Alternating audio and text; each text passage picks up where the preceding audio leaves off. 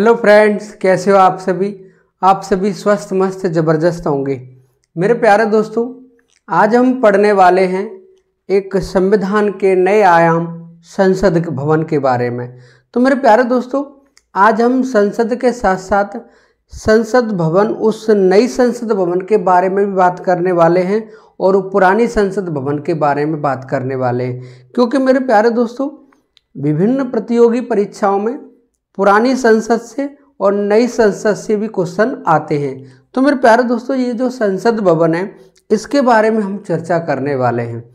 संघ सरकार भाग 5 में जो दे रखा है, हमने कार्यपालिका के बारे में पढ़ लिया है, जो केंद्र की कार्यपालिका है। केंद्र की कार्यपालिका में जो हमने देखा है, राष्ट्रपति, उपराष्ट्रपति, मंत्रिपरिषद, प्रधानमंत्री, महान्यायवादी और उसके साथ साथ आर्टिकल 77 और 78 के बारे में। आज हम पढ़ने वाले हैं व्यवस्थापिका अर्थात विधायिका के बारे में। जिस हम विधायिका के बारे में बात करने वाले हैं, उसका उल्लेख आर्टिकल 79 में दे रखा है। तो मेरे प्यारे दोस्तों, जिसके हम बारे में बात करने वाले हैं वो है संसद, यानी आज हम बात करने वाले हैं संसद भवन के बारे में। मेरे प्यारे दोस्तों, आर्टिकल 79 में संसद के बारे में जानकारी दे रखी है, यानी संसद का उल्लेख किस आर्टिकल में है। तो संसद का उल्लेख किस आर्टिकल में है? आर्टिकल 79 में। ये जो संसद है, अगर इसका वास्तविक अर्थ देखा जाए तो ये देखा जाता है कि संसद भवन का मतलब क्या है। तो मेरे प्यारे दोस्तों, संसद भवन का ही मतलब है राज्यसभा। संसद भवन का ही मतलब है, यानी संसद भवन का मतलब राज्यसभा, लोकसभा और राष्ट्रपति, यानी संसद भवन का मतलब क्या है? संसद भवन का मतलब राज्यसभा, लोकसभा और राष्ट्रपति है। ऐसे क्वेश्चन पेपर में आते हैं। निम्नलिखित में से संसद का मतलब क्या है? Option A Lok Sabha, Rajya Sabha. Option B Lok Sabha, राष्ट्रपति। ऑप्शन सी राज्यसभा, राष्ट्रपति। ऑप्शन डी राज्यसभा, लोकसभा और राष्ट्रपति। ये जो हमारा चौथा ऑप्शन है वही सही है, क्योंकि संसद का मतलब ही क्या है? राज्यसभा, लोकसभा और राष्ट्रपति। मेरे प्यारे दोस्तों, अगर कभी भी पूछ ले कि संसद के अंग कितने हैं, अंग पूछे या भाग पूछे, तो संसद के अंग या भाग कितने होते हैं? तो 3। जिन संसद भवन के अंग या भाग की बात चल रही है, वो अंग 3 वही हैं जिसके बारे में हमने बात की है। राज्यसभा, लोकसभा और राष्ट्रपति।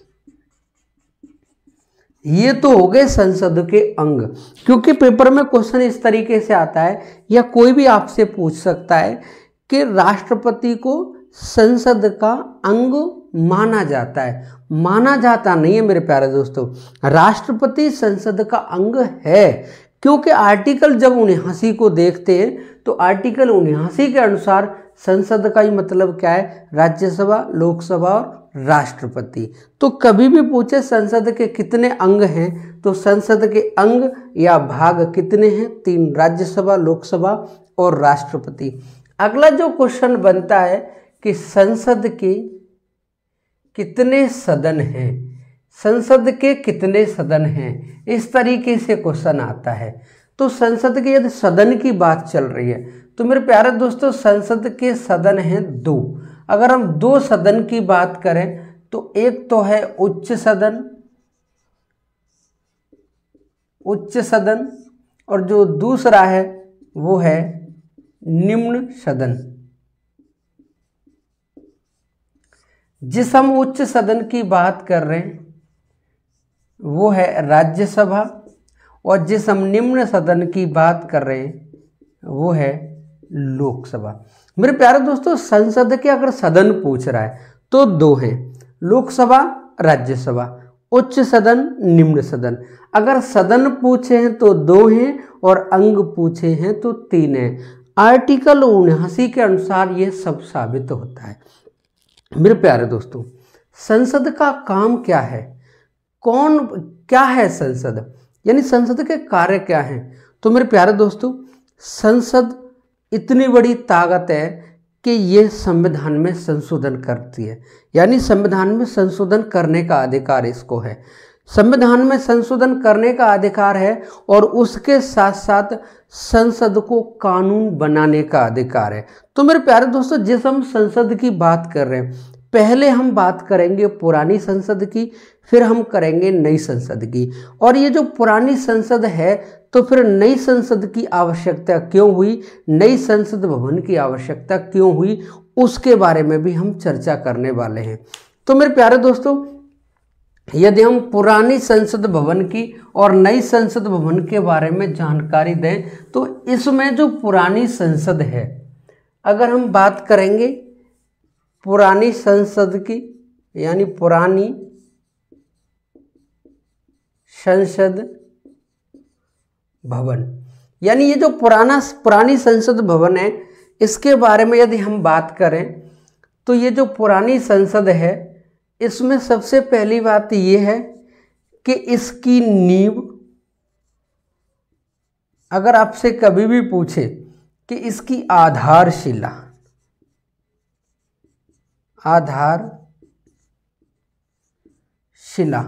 कब रखी गई, तो आधारशिला इसकी रखी गई थी 12 फरवरी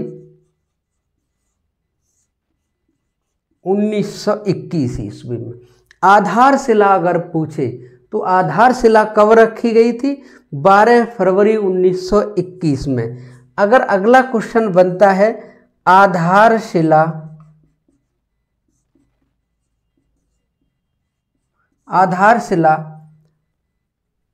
रखने वाला,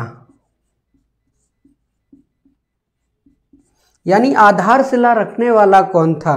तो मेरे प्यारे दोस्तों, आधारशिला रखने वाला था Duke of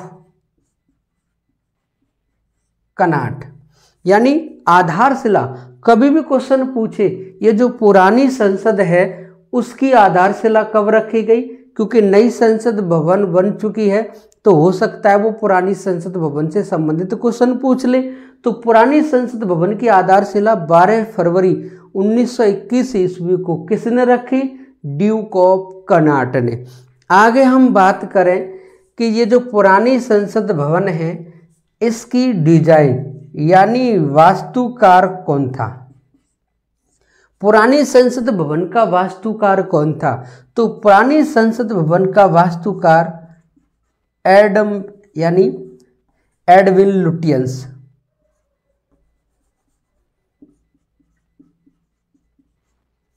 sir Edwin Lutyens तथा सर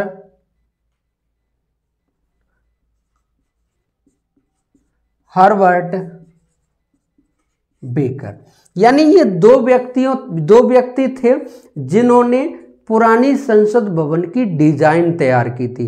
वास्तुकार थे ये दो, सर एडविन लुटियंस और सर हर्बर्ट बेकर। इन दोनों ये दोनों वास्तुकार थे पुरानी संसद भवन की। अगर पुरानी संसद भवन से अगला क्वेश्चन इस तरीके से आता है कि पुरानी संसद भवन की जो आकृति है, पुरानी संसद भवन की जो आकृति है वो किस तरीके की है? तो मेरे प्यारे दोस्तों, पुरानी संसद भवन की आकृति गोलाकार है। कैसी है? गोलाकार आकृति है। इसकी आकृति कैसी है? गोलाकार आकृति है। अगर क्वेश्चन पूछ ले कि ये जो पुरानी संसद भवन है, इसकी जो आकृति है किससे प्रेरित होकर के ये बनाई थी? तो मेरे प्यारे दोस्तों, एक मंदिर है जिसका नाम है 64 जोगिनी मंदिर। 64 जोगिनी मंदिर। ये जो 64 योगिनी मंदिर है, ये मेरे प्यारे दोस्तों ये मध्य प्रदेश में है, और मध्य प्रदेश में एक जगह है मितावली। मध्य प्रदेश में एक जगह है मितावली, वहाँ पर एक मंदिर बना हुआ है 64 योगिनी मंदिर। 64 योगिनी मंदिर वहाँ बना हुआ है। उस 64 योगिनी मंदिर की सेम टू सेम कॉपी है पुरानी संसद भवन। पुरानी संसद भवन जो गोलाकार आकृति की है, उसकी आकृति कहाँ से ली थी? तो मध्य प्रदेश के मितावली नामक गांव में एक 64 योगिनी मंदिर है, उसके आधार पर ही ये पुरानी संसद भवन बनाई गई थी। अगला क्वेश्चन जो पुरानी संसद भवन से आता है वो इस तरीके से आता है कि ये जो पुरानी संसद भवन है, इसको बनाने में कितनी लागत आई, यानी पुरानी संसद भवन बनाने में कितनी लागत आई? तो मेरे प्यारे दोस्तों आंसर है इसका 83 लाख रुपए। कितने रुपए खर्च हुए थे पुरानी संसद भवन को बनाने में? 83 लाख रुपए। मेरे प्यारे दोस्तों ये जो संसद भवन है मात्र 83 लाख रुपए में बनकर के तैयार हो गई। और ये बनकर के कब तैयार हुई, ये क्वेश्चन भी आता है, यानी संसद भवन बनकर के तैयार कब हुई, यानी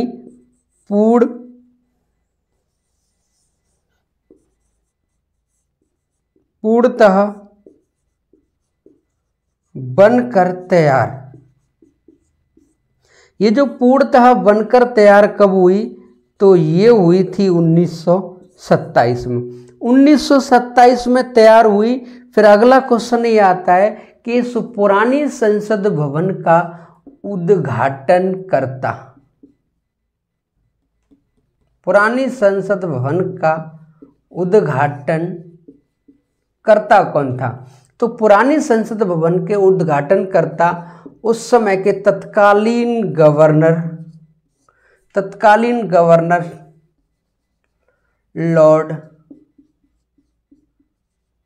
इरविन, यानी इसके तत्कालीन जो उस समय गवर्नर थे वो कौन थे? Lord Irwin. ये जो लॉर्ड इरविन हैं, इन्होंने ही इस पुरानी संसद भवन का उद्घाटन किया था। तो मेरे प्यारे दोस्तों जो पुरानी संसद भवन है उसके बारे में अगर हम जानकारी करें तो जो पुरानी संसद भवन है उसके बारे में ये जानकारी है कि ये जब बनाई गई तो इसकी आधारशिला कब रखी गई। तो आधारशिला कब रखी गई? 12 फरवरी 1921 को। जब 12 फरवरी 1921 को इसकी आधारशिला रखी गई तो इसकी आधारशिला किसने रखी? ड्यूक ऑफ कनाट ने। जब ड्यूक ऑफ कनाट ने इसकी आधारशिला रख दी तो अगला क्वेश्चन आता है कि पुरानी संसद भवन का वास्तुकार कौन था। तो मेरे प्यारे दोस्तों ये जो वास्तुकार है वो है सर एडविन लुटियंस तथा हार्वर्ट बेकर। अगला क्वेश्चन अगर पूछे ये बन सकता है कि पुरानी संसद भवन की आकृति कैसी है? गोलाकार है। ये जो आकृति है किससे प्रेरित होकर के बनाई है? तो जो मितावली, जो मध्य प्रदेश में मितावली जगह पड़ती है, उसमें एक मंदिर है 64 योगिनी मंदिर, उससे प्रेरित होकर के इस पुरानी संसद भवन का निर्माण किया गया। अगला क्वेश्चन ये बन सकता है कि पुरानी संसद भवन की लागत कितनी आई थी? तो 83 लाख रुपए में ये संसद भवन बन करके तैयार हुई थी। अगला क्वेश्चन ये बन सकता है कि ये संसद भवन पूर्णतः बनकर के कब तैयार हुई थी? 1921 में आधारशिला रखी गई, नींव रखी गई थी इसकी, और 27 में जाकर के बन रही है। तो इसका मतलब है इसको बनने में लगभग 6 साल का समय लग गया।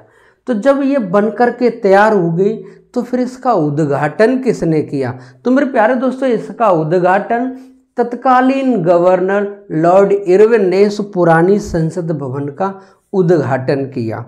ये जो पुरानी संसद भवन है इसमें राज्यसभा और लोकसभा के लिए जगह थी, और दूसरा पॉइंट ये था कि इसमें एक सेंट्रल हॉल था। जो सेंट्रल हॉल था उसी सेंट्रल हॉल में यानी संविधान सभा की बैठकें हुई और संविधान सभा ने संविधान का निर्माण कार्य किया था। तो मेरे प्यारे दोस्तों, ये जो पुरानी संसद भवन, इसी के सेंट्रल हॉल में संविधान सभा ने बैठकें की, संविधान सभा ने संविधान का निर्माण किया, इसीलिए सेंट्रल हॉल को संविधान भवन कहा जाता था। लेकिन आज ये है कि जब पुरानी संसद भवन बन गई है तो नई संसद भवन बन चुकी है, तो इस पुरानी संसद भवन का नाम फिलहाल में संविधान सदन रखा गया है। क्या रखा गया है? संविधान सदन। तो आपसे कभी भी पूछ ले कि पुरानी संसद का नाम वर्तमान में क्या है, तो मेरे प्यारे दोस्तों आंसर क्या है? संविधान सदन। अब हम बात करने वाले हैं नई संसद भवन के बारे में, क्योंकि हम जब संसद भवन के बारे में जानकारी कर लेंगे तो हमें लोकसभा और राज्यसभा के बारे में बात करनी है। लेकिन बात यह है कि जब हमारे पास पुरानी संसद भवन है तो नई संसद भवन की आवश्यकता क्यों पड़ी, तो उसके बारे में जानकारी करनी है। अगर हम बात करेंगे नई संसद भवन की, नई संसद भवन, यानी ये जो नई संसद भवन है, इसके बारे में अगर हम जानकारी करें तो इसकी आवश्यकता, पहले ये बता दें कि आवश्यकता क्यों पड़ी। इसकी आवश्यकता इसलिए पड़ी क्योंकि हमारे यहाँ जो सीटें हैं, लोकसभा में अधिकतम सीटें 552 हैं और उसमें फिलहाल में 545 पे चुनाव होता है। पहले 543 पे चुनाव होता था और 2 आंग्ल भारतीय राष्ट्रपति मनोनीत करता था। उधर राज्यसभा में 250 कुल सीटें हैं और उसमें फिलहाल में राज्यसभा में 245 सीटें सदस्य चुन कर जाते थे। उसमें से 233 सीटों पर चुनाव होता था और उसमें 12 सदस्य राष्ट्रपति राज्यसभा में मनोनीत करता था। ये प्रक्रिया थी राज्यसभा और लोकसभा की, अभी भी ये चल रही है। लेकिन बात ये थी कि ये सारी की सारी सीटें फिक्स हो गई थी और जनसंख्या का आधार माना था 1971 की जनसंख्या। ये जो जनगणना थी 1971 की, उसको आधार मान करके ये कह दिया कि ये सीटें सेम की सेम जब तक रहेंगी, एक समय फिक्स कर दिया 2026 तक सीटें फिक्स रहेंगी। जनसंख्या कितनी भी बढ़ जाए लेकिन 2026 तक सीटें फिक्स रहेंगी। मेरे प्यारे दोस्तों, 2026 में परिसीमन होता, उससे पहले ही हमने नई संसद भवन बना करके तैयार कर ली। नई संसद भवन इसलिए बना करके तैयार की कि परिसीमन जैसे 2026 में होगा, हमारे यहाँ पर लोकसभा में सदस्यों की संख्या बढ़ेगी, क्योंकि जनसंख्या बढ़ गई है तो उस तरीके से लोकसभा में सीटें बढ़ेंगी और राज्यसभा में सीटें बढ़ेंगी। इस वजह से पुरानी संसद भवन में जगह न होने के कारण, जगह नहीं होती, सीटें उतनी है ही नहीं है, तो ये नई संसद भवन इस वजह से बनाई है कि जैसे 2026 में परिसीमन होगा और सीटें बढ़ेंगी तो हमें सीटों की अधिक आवश्यकता होगी, इसीलिए हमने पुरानी संसद भवन की अपेक्षा बड़ी संसद भवन बनाई है। एक ये कारण है। तो मेरे प्यारे दोस्तों, सबसे बड़ा यही कारण है कि पुरानी संसद भवन में उतने सदस्य नहीं बैठ पाते, इसीलिए नई संसद भवन की आवश्यकता हुई और ये सीटें फिक्स 2026 तक है। 2026 में जैसे ही परिसीमन होगा सीटें बढ़ेंगी।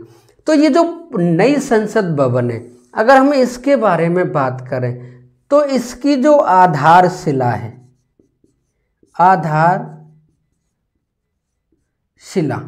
आधारशिला कब रखी गई, तो आधारशिला रखी गई थी 10 दिसंबर 2020 को। पहले तो आप ये याद रखो, उस पुरानी संसद भवन की जो आधारशिला है वो 12 फरवरी 1921 को रखी गई और ये कब रखी जा रही है, 10 दिसंबर 2020 को। अगला क्वेश्चन ये बनता है कि इस पुरानी नई संसद भवन की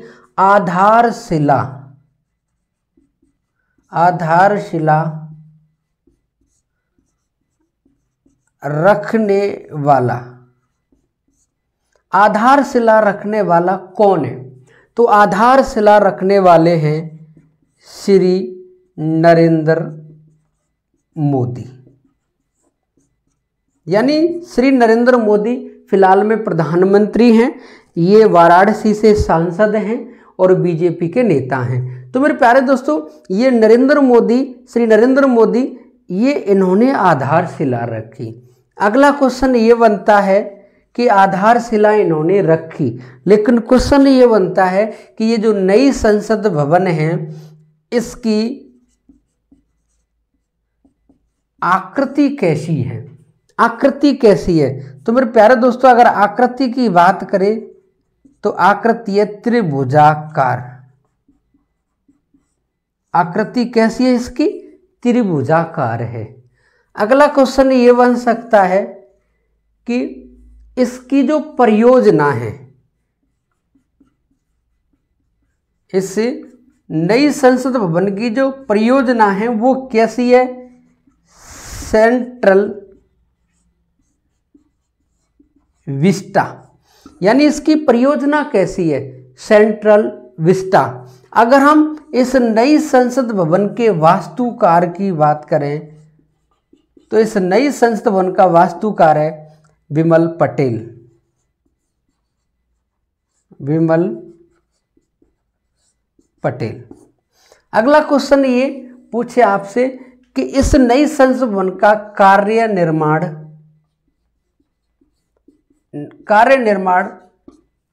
किसने करने का ठेका लिया है? तो मेरे प्यारे दोस्तों, टाटा ने। किसने? टाटा ने। तो टाटा ने इसको पूरा करने का ठेका लिया है। विमल पटेल इसके वास्तुकार हैं। ये इस तरीके से नई संसद भवन से संबंधित क्वेश्चन पूछे जाएंगे। नई संसद भवन की आधारशिला कब रखी गई? 10 दिसंबर 2020 को। ये नई संसद भवन की आधारशिला किसने रखी? श्री नरेंद्र मोदी ने। अगला क्वेश्चन ये आएगा, इसकी आकृति कैसी है? त्रिभुजाकार। इसकी परियोजना कैसी है? Central Vista. अगला क्वेश्चन पूछेगा, इसका वास्तुकार कौन है? विमल पटेल। और इसका कार्य निर्माण करने का ठेका किसने लिया है? तो टाटा कंपनी ने। तो मेरे प्यारे दोस्तों, इस तरीके से नई संसद भवन से संबंधित क्वेश्चन आएंगे। और ये नई संसद भवन हो या पुरानी संसद भवन हो, ये दोनों की दोनों किस शहर में है? नई दिल्ली में। तो मेरे प्यारे दोस्तों, नई संसद भवन से इस तरीके से क्वेश्चन आते हैं। अगर हम नई संसद भवन के बारे में और जानकारी करें, इस नई संसद भवन बनकर के तैयार हो गई, पूछा जाता है इसका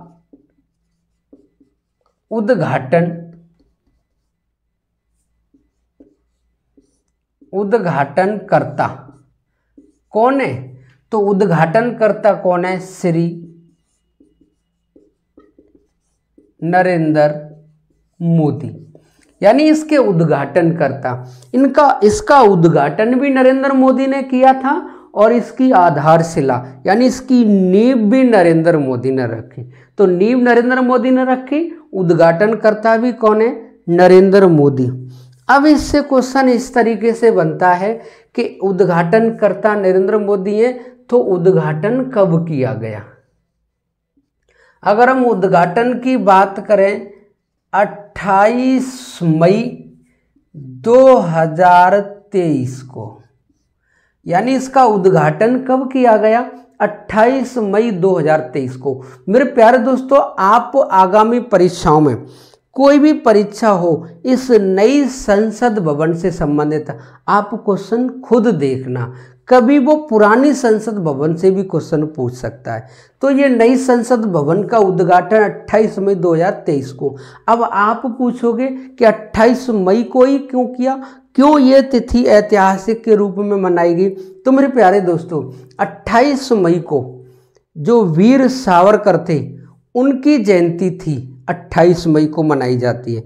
इसीलिए ये कहा जाता है कि वीर सावरकर की 140वीं जयंती थी। उस 140वीं जयंती के समय पर 28 मई वीर सावरकर की जयंती वाले दिन नरेंद्र मोदी ने संसद भवन का उद्घाटन किया। आकृति कैसी है? त्रिभुजाकार। अब अगले आपसे क्वेश्चन पूछेगा कि ये जो संसद भवन बनी थी इसका प्रोजेक्ट कितने रुपए में तैयार किया, कितने रुपए में बन करके तैयार होगी, तो वहाँ फिक्स था 971 करोड़ रुपए खर्च किए जाएंगे। यानी पहले ही तैयार कर लिया था कि इसमें इतने रुपया खर्च हो जाएंगे। तो कितने रुपए खर्च होंगे? 971 करोड़। लेकिन खर्च कितने हुए? 1200 करोड़। आपसे कभी भी कोई पूछ ले कि कितने रुपए का अनुमान लगाया गया कि नई संसद भवन में इतने रुपए खर्च होंगे, तो अनुमान लगाया गया था 971 करोड़ का, लेकिन टोटल खर्चा कितने का हुआ? 1200 करोड़ का। तो मेरे प्यारे दोस्तों, ये भी क्वेश्चन आते हैं। अगर हम आगे बात करें नई संसद भवन से संबंधित ही कि इसमें इतना पैसा खर्च हुआ है, ये कितने मंजिल है और इसमें जो सीटें अधिकतम रखी गई हैं कितनी सीटें हैं, यानी कितने नए सदस्य उसमें आ सकते हैं। तो मेरे प्यारे दोस्तों, ये जो नई संसद भवन है इसमें एक लोकसभा, एक राज्यसभा। ये कहा गया है कि नई जो लोकसभा है उसमें लोकसभा के कितने सदस्य बैठ सकते हैं? 888 सदस्य। कितने सदस्य बैठ सकते हैं लोकसभा में? 888। अगर हम यहीं पर बात करें तो यहाँ राज्यसभा में बैठ सकते हैं 384 सदस्य। कितने सदस्य बैठ सकते हैं राज्यसभा में नई संसद भवन में? 384। और ये कहा गया है कि जो राष्ट्रपति आर्टिकल 108 के अनुसार जो संयुक्त बैठक बुलाता है संसद की, यानी दोनों सदनों की संयुक्त बैठक बुलाता है, तो उसमें अधिकतम कितने सदस्य आ सकते हैं? तो उसमें अधिकतम कितने सदस्य आ सकते हैं? 1272 सदस्य। सारी की सारी व्यवस्थाएं पहले से सेट हैं, क्योंकि 2026 में परिसीमन होगा, सीटें बढ़ेंगी, इसलिए हमने पहले से ही सीटें फिक्स कर रखी हैं। लोकसभा में 888, इतना अनुमान है कि सीटें इतनी बैठेंगी, क्योंकि फिलहाल में 545 पे चुनाव होता है, 888 हो सकती हैं। वहीं अब देखा जाए तो राज्यसभा में 384। अगर राष्ट्रपति आर्टिकल 108 के अनुसार संयुक्त बैठक बुलाएगा तो उसमें अधिकतम कितने सदस्यों की कितने सदस्य आ सकते हैं जिसमें संयुक्त बैठक होगी? तो वो जगह 1272 सदस्य की है। ये क्वेश्चन तो ये आता है। अगला क्वेश्चन ये बनता है कि लोकसभा की जो आकृति है वो किस पक्षी के आधार पर है? तो मेरे प्यारे दोस्तों, ये मोर की आकृति की है लोकसभा। लोकसभा कैसी आकृति की है? मोर आकृति की।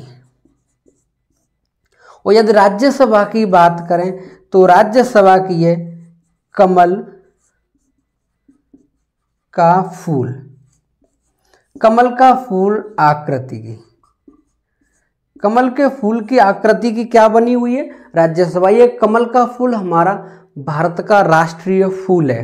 तो मेरे प्यारे दोस्तों, ये जो नई संसद भवन है इस तरीके से इनकी रूपरेखा अभी से तैयार है। अगला क्वेश्चन ये है कि जो पुरानी संसद भवन थी उसमें सेंट्रल हॉल था, लेकिन नई संसद भवन में कोई सेंट्रल हॉल नहीं है। ये और जानकारी बहुत जरूरी है। अगला क्वेश्चन जो नई संसद भवन से आता है तो उसमें नई संसद भवन में ये पूछा जाता है कि ये कितने मंजिल है, यानी कितने मंजिल है? तो आंसर क्या होगा आपका? 4 मंजिल। ये जो नई संसद भवन बनी है कितने मंजिल है? 4 मंजिल है। और मेरे प्यारे दोस्तों, हमारी जो संसद भवन थी, यानी हमारा जो देश आज़ाद हुआ था, उस तरीके से अगर देखा जाए तो जिस तरीके से हम बात कर रहे हैं, तो भारत ने इस नई संसद भवन के उद्घाटन वाले दिन एक सिक्का जारी किया 75 रुपए का।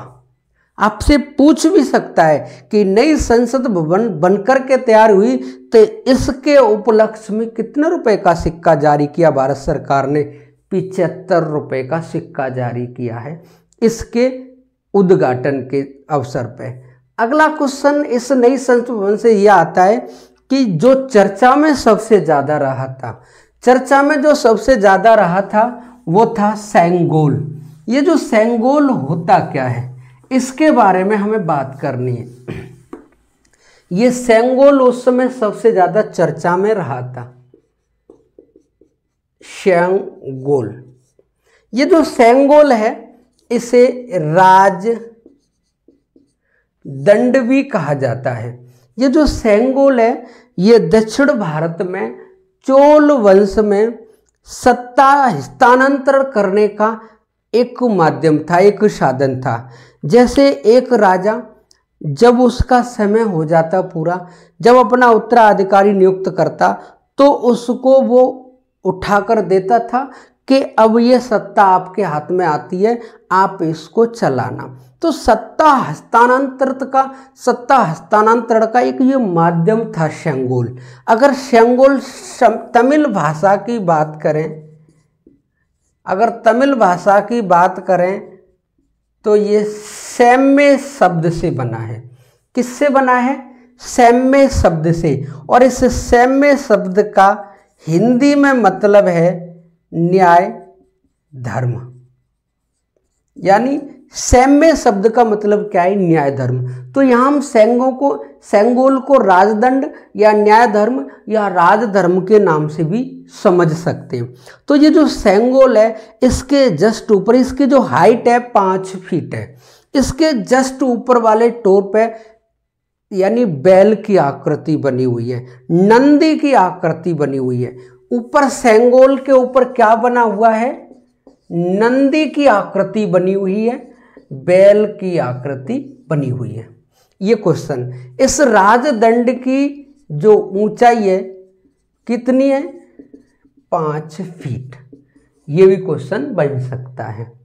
अगला क्वेश्चन ये आएगा कि ये सेंगोल किस वंश से संबंधित है? तो आंसर है चोल वंश से संबंधित। ये सेंगोल किसका प्रतीक है? सत्ता स्थानांतरण का, सत्ता स्थानांतरण का, यानी सत्ता हस्तांतरण का, ये भी समझ सकते हैं। इस सेंगोल के बारे में अगर थोड़ी सी जानकारी और प्राप्त करें तो जब 15 अगस्त 1947 को भारत आजाद हुआ तो पंडित जवाहरलाल नेहरू,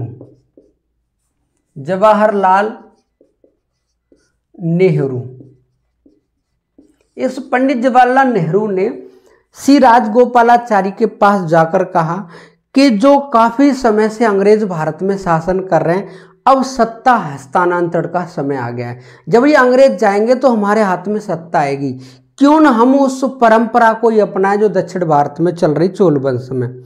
तो इस बात की जानकारी जब हुई तो श्री राजगोपालाचारी के द्वारा उस समय के तत्कालीन वायसराय लॉर्ड माउंटबेटन के हाथ में ये राजदंड दिया गया और उन्होंने सत्ता हस्तांतरण करके पंडित जवाहरलाल नेहरू को सबसे पहले सेंगोल दिया।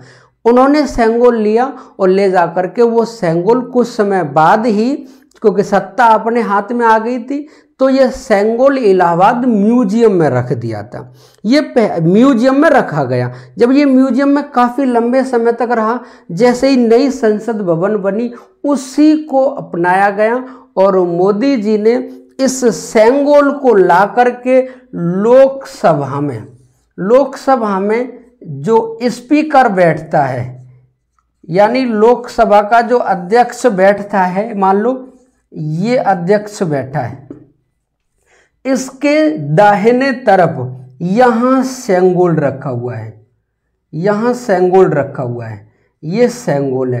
तो आपसे कभी भी पूछे कि सेंगोल फिलहाल में कहाँ रखा हुआ है, तो संसद के एक सदन में, जिसे हम लोकसभा कहते हैं, उसमें लोकसभा अध्यक्ष के दाहिनी तरफ सेंगोल रखा हुआ है। तो मेरे प्यारे दोस्तों, हमने नई संसद भवन के बारे में जानकारी दी, पुरानी संसद भवन के बारे में जानकारी दी और हमने संसद का मतलब बताया कि संसद का मतलब आर्टिकल 79 के अनुसार राज्यसभा, लोकसभा और राष्ट्रपति है। तो ये जानकारी आपको कैसी लगी? कल से हम बात करने वाले हैं उसी विधिवत तरीके से राज्यसभा के बारे में पढ़ेंगे, फिर लोकसभा के बारे में पढ़ेंगे। उन महत्वपूर्ण बिंदुओं पर चर्चा करते हुए हम पॉलिटी में आगे बढ़ते हुए हम पॉलिटी को पूरा ख़त्म करने की कोशिश करेंगे। तो मेरे प्यारे दोस्तों, क्लास कैसी लगी? अगर क्लास अच्छी लगा करे तो कमेंट करके बता दिया करो। अगर कोई कमी है तो उसको सुधारने का काम किया जाएगा। जब तक आप कमेंट नहीं करोगे हमको कैसे पता चलेगा कि क्लास में हम क्या कमी कर रहे हैं या कोई कमी कर रहे हैं या नहीं कर रहे हैं। तो मेरे प्यारे दोस्तों, आप कमेंट करके बता दिया करो कि दुख दर्दों से पीछा छूटा बैठा सुख की छाँव में, और बेटा उसका हुआ सिपाही ये भौकाल बना है गाँव में। जय हिंद, जय भारत मेरे प्यारे दोस्तों।